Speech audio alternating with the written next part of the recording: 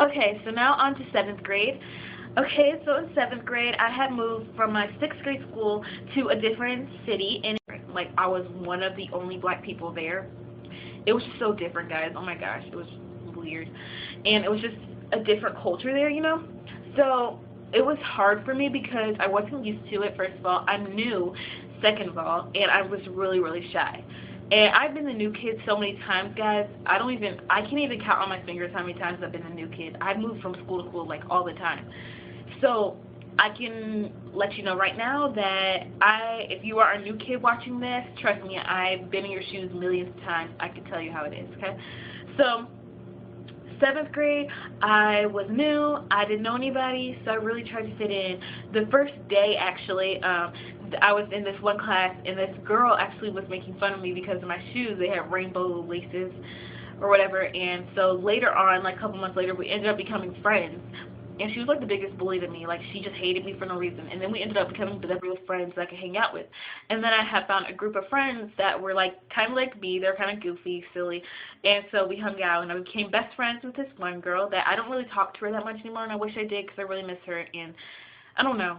She's awesome. She really is. Like, yeah. But anyway, I think she knows who I'm talking about if she's watching. But, I gravitated to this one group of people that I only had like one friend in that group, and everybody else hung around her. So I would just like hang out with them really, and I didn't really know them that well, but they were cool and I liked them, so I was just hanging out with them. And so I got to know them kind of, and I still don't know them that well today, but they know my name, I know their name, so good enough.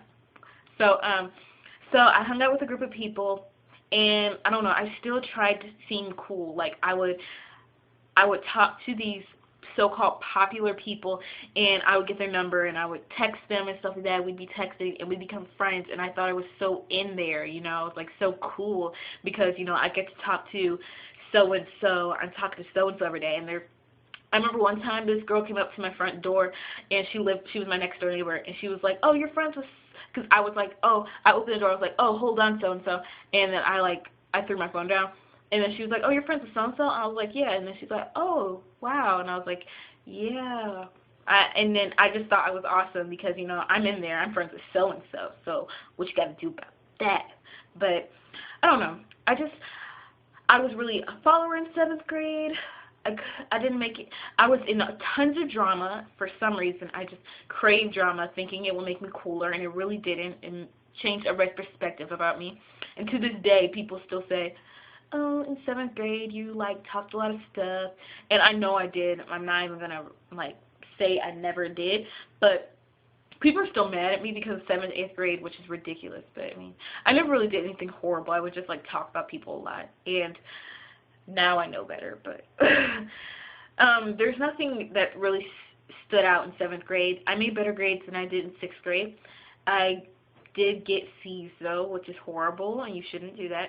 But basically my advice to 7th graders is that, like the 6th graders, stick to who you are, be who you are. Do not follow. Following is horrible. Lead, because you are a leader. You are the best. You can do anything. And once you lead, everybody will gravitate towards you because you're a leader, okay? And yes, I don't know. Just follow that advice, okay? Have a great year, 7th graders.